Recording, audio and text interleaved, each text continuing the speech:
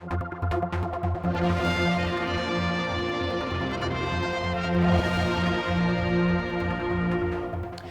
our talk with Sir Miles Walker, Chairman of the Sefton Group, we're talking there about the Palace Hotel moving, whatever. I mean, the casino license, which is a bit of a jewel in the crown of the group, I should imagine, to some degree, because it is the only one as is. But there's a government offering potentially another one. Is that going to be another worry for you to add to? Well, I hope not.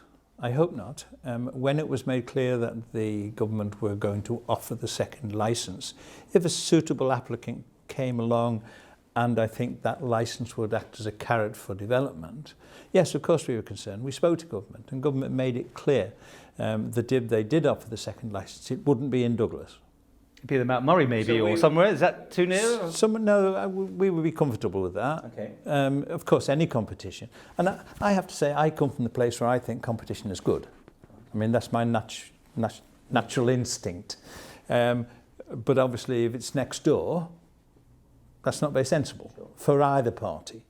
So if government want to offer a casino licence to someone to attract a developer and more investment in the tourism services industry, we can't object to that. But now they're sort of partners with you. They're probably less interested, maybe. They want to make sure you survive, don't they? Now they've got a vested interest in you. The taxpayer, the Isle of Man, has a vested interest. Yeah, I mean, I don't think survival is the issue. What government have done is step in and give us the possibility of working capital to invest in the group, and it needs it. And I would be the first to admit that. I mean, the Palace Hotel is looking tired. And if you're in the service industry, you've got to compete with others in the industry, and you've got to provide an offering which people want. Do your people know, though, how to run a business? I'm looking at what was Paramount City. You take it over, it seems to die a death, and then it's now been relaunched. I know it's franchised out to some degree now, isn't Absolutely. it? Then Colours used to be rammed on a Saturday night. I mean, I was there. Now empty-ish compared with the old days. Oh, absolutely, but it needs investment, doesn't it? And as a user, you would recognise that. And the opportunity we have now with the deal, the relationship we now have with government, and the money we have from the Business Development Fund, I think it's called, Business Development Fund, will enable us to make that sort of investment and make the Palace Hotel the mecca it once was for the nightlife of the town. And your cinemas, which they've got the latest 3D and all that sort of thing. But you're competing with the government, who also run a cinema. They do. Do you question that sort of thing, that the private sector and the public sector like this should be working the same areas? Well, it's very easy to say, no, I don't agree that should be the case. But I was one of those that decided that government should run a cinema.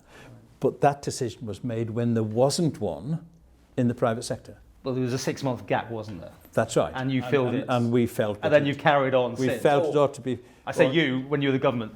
Yeah, absolutely. But it was part of the new Villa Marina complex. And I think there's a question for government to ask itself about that. And I don't think they should be running all these issues. And I think I've made that clear on a number of occasions.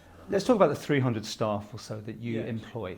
They today will be obviously slightly apprehensive, would you say, or have you contacted them all? Have you reassured them all? And what is the future for those 300 people? Oh, I think it's a very bright future.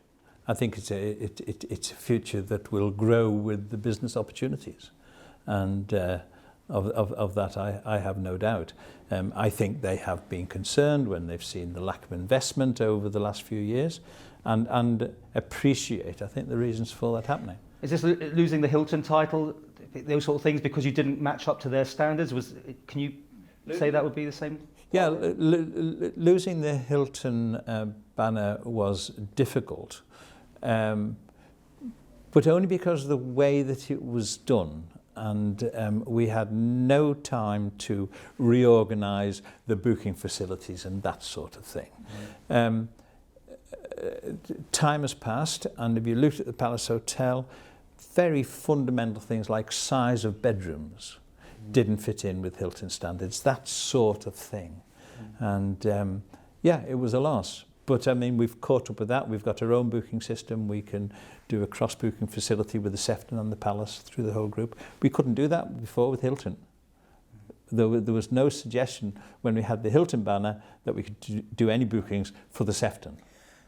So that's improved the situation. You are the biggest bed night accommodation in the Isle of Man. Over 20%, isn't it? Something like that, yeah.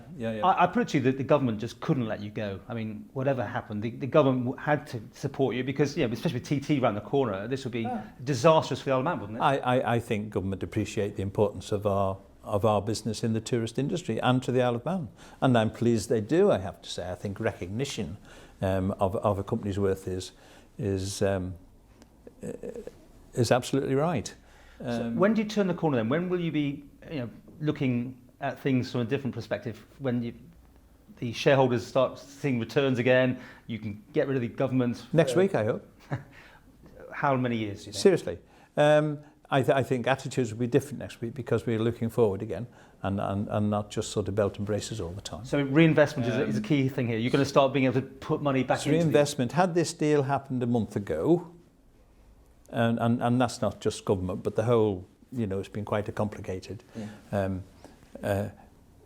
deal. Had that happened a month ago, I think we would have reinvested in time for TT Week.